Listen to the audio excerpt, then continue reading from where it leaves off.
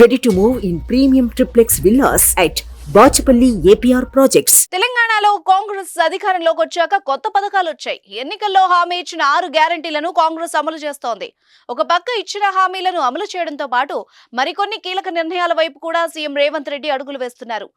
నిజమైన అర్హులకు రైతు బంధు అందించాలని ఆ పథకంలో ప్రక్షాళన చేపట్టగా తాజాగా రైతులకు మరో శుభవార్త అందించారు.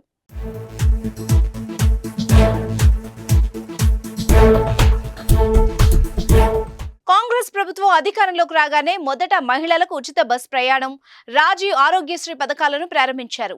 ఆరోగ్యశ్రీ పరిమితిని 10 లక్షలకు పెంచారు. ఆ తర్వాత 500కే గ్యాస్, గృహజ్యోతి వంటి పథకాలను ప్రజలకు అందిస్తున్నారు.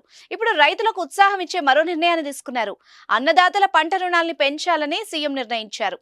గతంలో కంటే ఎక్కువగా పంట రుణాలు ఇవ్వాలని కాంగ్రెస్ ప్రభుత్వం భావిస్తోంది. వరి పంటకు ఎకరానికి కనిష్టంగా 42,000, గరిష్టంగా 45,000 వరకు పంట రుణం ఇవ్వాలని ప్రభుత్వ ఆధ్వర్యంలోని రాష్ట్ర స్థాయి సాంకేతిక కమిటీ బ్యాంకర్లకు కీలక సిఫార్సు చేసింది.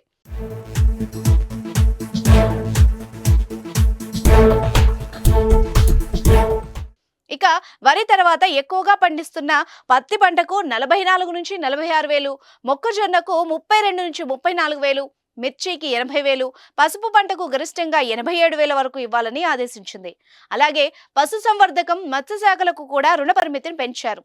గతంలో ఒక యూనిట్ కు 21 నుంచి 23,000 రుణం ఇవ్వడం జరగగా దాన్ని ఇప్పుడు 22 నుంచి 24,000కు పెంచారు. ఇక గొర్రెల యూనిట్ కు 24 నుంచి 26,000, పందుల యూనిట్ కు 57 నుంచి 59,000 రుణంగా ఇవ్వాలని కమిటీ సూచించింది. వానాకాలం, యాసంగి సీజన్లకు కొత్త రుణ పరిమితులు అమలు చేయాలని నిర్దేశిస్తూ committee chairman Raghunandan Rao, convener మురళీధర్లు తాజాగా అన్ని బ్యాంకులు, డీసీసీబీలు, ప్రాథమిక సహకార సంఘాలకు లేఖను రాశారు. ప్రభుత్వ నిర్ణయంతో రైతుల్లో హర్షం వ్యక్తం అవుతోంది.